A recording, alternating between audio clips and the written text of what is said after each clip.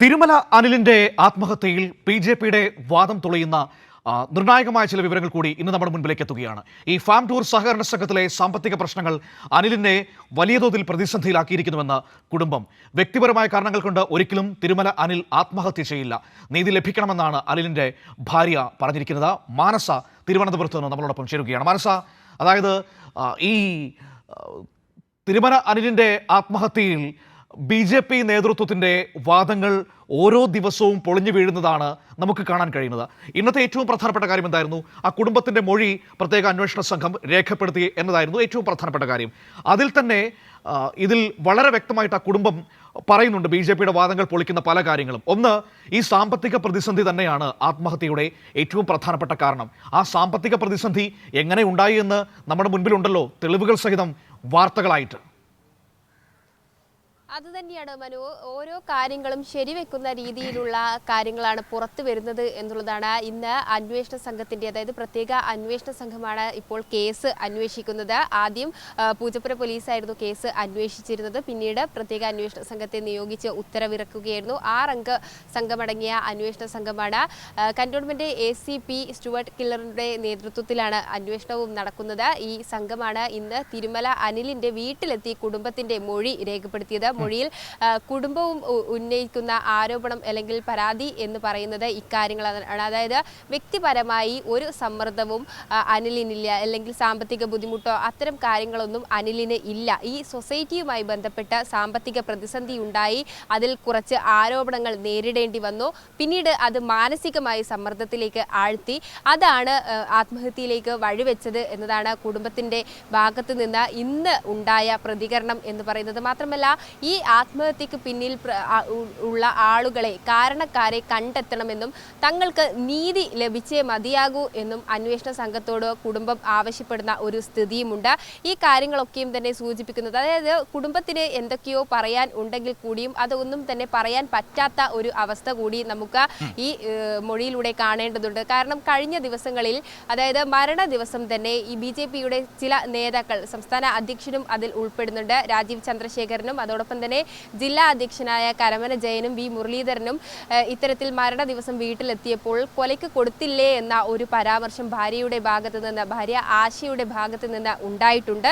അതിന് പിന്നാലെ ബി.ജെ.പി നേതൃത്വത്തിന് തന്നെ മനസ്സിലായി കാണും ഇതൊരു പക്ഷേ ഇവർക്ക് തന്നെ തിരിച്ചടിയാവുന്ന വിധത്തിലേക്ക് കാര്യങ്ങൾ പോകും. ഒരുപക്ഷെ അന്വേഷണം വരികയാണെങ്കിൽ നേതാക്കളുടെ പേരൊക്കെയും തന്നെ പുറത്തു വരുന്ന ഒരു സാഹചര്യം ഉണ്ടാകും. എന്നാൽ അങ്ങനെ വരാൻ പാടില്ല എന്ന ഒരു ഗൂഢ ശ്രമം ഇതിന് പിന്നിൽ ഉണ്ട് എന്ന് തന്നെയാണ് ലഭിക്കുന്ന സൂചനകൾ. അതായിരിക്കാം ഒരുപക്ഷെ അവർക്ക് പറയാനുള്ളതിന്റെ ഒരു സാധ്യതകൾ പരമാവധി അവർ ഇന്ന് പ്രയോജനപ്പെടുത്തിയെന്ന് ഞാൻ തോന്നുന്നു. അവരുടെ മൊഴികളുടെ വിശദാംശങ്ങളാണല്ലോ ഇപ്പോൾ നമുക്ക് ലഭ്യമായിരിക്കുന്നത്.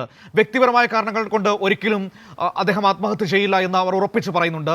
ഈ സാമ്പത്തിക പ്രതിസന്ധി, ബാങ്കിലെ സാമ്പത്തിക പ്രതിസന്ധി വല്ലാതെ അദ്ദേഹത്തെ തളർത്തിയിരുന്നു എന്ന കൃത്യമായ സൂചനകൾ അവരുടെ മൊഴികളിലുണ്ട് എന്നാണ് നമുക്ക് മനസ്സിലാക്കാൻ കഴിയുന്നത്. അതായത് അവരെക്കൊണ്ട് നിലവിലത്തെ സാഹചര്യത്തിൽ ബി.ജെ.പിയുടെയും RSSന്റെയും ഒരു കണ്ണ് എപ്പോഴും ആ കുടുംബത്തിന് മേലുണ്ട്. അതിനിടയിൽ പോലും അവർ പറഞ്ഞു വെക്കുന്നുണ്ട് അവരെ കൊണ്ടാവുന്ന വിധത്തിൽ. തീർച്ചയായും അത് തന്നെയാണ് അന്വേഷണ സംഘത്തോട് പറയാൻ പറ്റുന്ന രീതിയിൽ കുടുംബം പറഞ്ഞു എന്നുള്ളതാണ്. കാരണം വ്യക്തിപരമായി ഒരു ബുദ്ധിമുട്ടോ അല്ലെങ്കിൽ ഒരു പ്രതിസന്ധിയോ ഒരു സമ്മർദ്ദമോ അനിലിന് നേരിടേണ്ടി വന്നിട്ടില്ല. ഈ കോഓപ്പറേറ്റീവ് സൊസൈറ്റിയുടെ പ്രസിഡന്റ് സ്ഥാനത്താണ് അനിൽ തുടർന്നത്. ആ ഘട്ടത്തിലാണ് അനിലിന് ഇത്തരത്തിൽ ഒരു സാമ്പത്തിക പ്രതിസന്ധി സൊസൈറ്റി കാരണം നേരിടേണ്ടി വന്നത്. അത് ചില ആരോപണങ്ങളിലേക്കും എത്തിച്ചു. പിന്നീട് ആളുകളോടൊക്കെയും തന്നെ തിരിച്ചടയ്ക്കാൻ പറയുന്നുണ്ടെങ്കിൽ കൂടിയും തിരിച്ചടയ്ക്കാതെ നിൽക്കുന്ന ഒരു മനോഭാവത്തിൽ അത് സാമ്പത്തിക ക്രമക്കേടിലേക്ക് എത്തി. അത് മനന്നൊന്നാണ് അനിൽ സ്വയം ആത്മഹത്യ ചെയ്യേണ്ടി വന്ന ഒരു സ്ഥിതി ഉണ്ടായത് എന്നതാണ് ലഭിച്ച വിവരവും. അത് തന്നെ ശരിവെക്കുന്നതാണ് കുടുംബത്തിന്റെ മൊഴിയും എന്നുള്ളതാണ്. ആത്മഹത്യക്കുറിപ്പിലും അത് വ്യക്തമായിരുന്നു. തന്നെ ഒറ്റപ്പെടുത്തി നമ്മുടെ ആളുകൾ തന്നെയാണ് ഇത്തരത്തിലുള്ള ഒരു അവസ്ഥയിലേക്ക് എത്തിച്ചത്. മാനസിക സമ്മർദ്ദം നേരിട്ടു, സാമ്പത്തിക ബുദ്ധിമുട്ട് നേരിട്ടു എന്നതടക്കമുള്ള കാര്യങ്ങൾ ആത്മഹത്യക്കുറിപ്പിലുണ്ട്. അതൊക്കെയും തന്നെ ശരിവെക്കുന്ന രീതിയിലുള്ള ഇനിയും ആ കുടുംബത്തിന്റെ മൊഴി രേഖപ്പെടുത്താനുള്ള സാധ്യതയുണ്ടോ?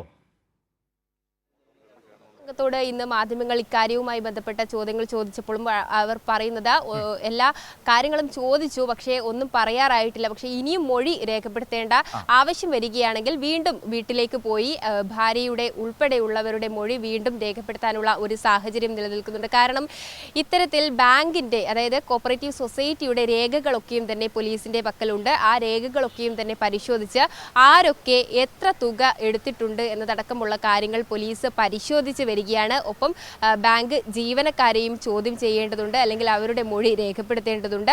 അതിനായി സെക്രട്ടറി നീലിമ ആർ കുറുപ്പിന് നോട്ടീസ് നൽകിയിട്ടുണ്ട്. അതുകൊണ്ട് ബാങ്ക് ജീവനക്കാരിലേക്കും മൊഴി രേഖപ്പെടുത്താനുള്ള ഒരു നീക്കം നടക്കുന്നുണ്ട്. അതിനുശേഷം ഇത്തരത്തിൽ ആരൊക്കെയാണോ വായ്പ എടുത്തിട്ടുള്ളത് അവരുടെയൊക്കെയും തന്നെ വിശദാംശങ്ങൾ ചോദിച്ചറിഞ്ഞ് ശേഖരിച്ചതിന് ശേഷം അവരെയും മൊഴി രേഖപ്പെടുത്താനുള്ള ഒരു നീക്കത്തിൽ തന്നെയാണ് പോലീസ് അന്വേഷണവുമായി മുന്നോട്ട് പോയിക്കൊണ്ടിരിക്കുന്നത്. ഇതിനിടയിൽ ചില നേതാക്കൾ BJPയുടെ പങ്ക് വ്യക്തമാണ് എന്നത് കാണിക്കുന്ന രീതിയിലുള്ള പോസ്റ്റുകളൊക്കെയും പോസ്റ്റുകളിലൂടെയൊക്കെയും തന്നെ പ്രതികരിക്കുന്ന ഒരു സാഹചര്യമുണ്ട്. കഴിഞ്ഞ ദിവസവും നമ്മൾ ആ വാർത്ത റിപ്പോർട്ട് ചെയ്തിരുന്നു. വിഷ്ണു തോന്നയ്ക്കൽ, അതായത് BJPയുടെ തന്നെ മുൻ സംസ്ഥാന ഭാരവാഹിയായിരുന്നു, IT സെൽ ഭാരവാഹിയായിരുന്നു.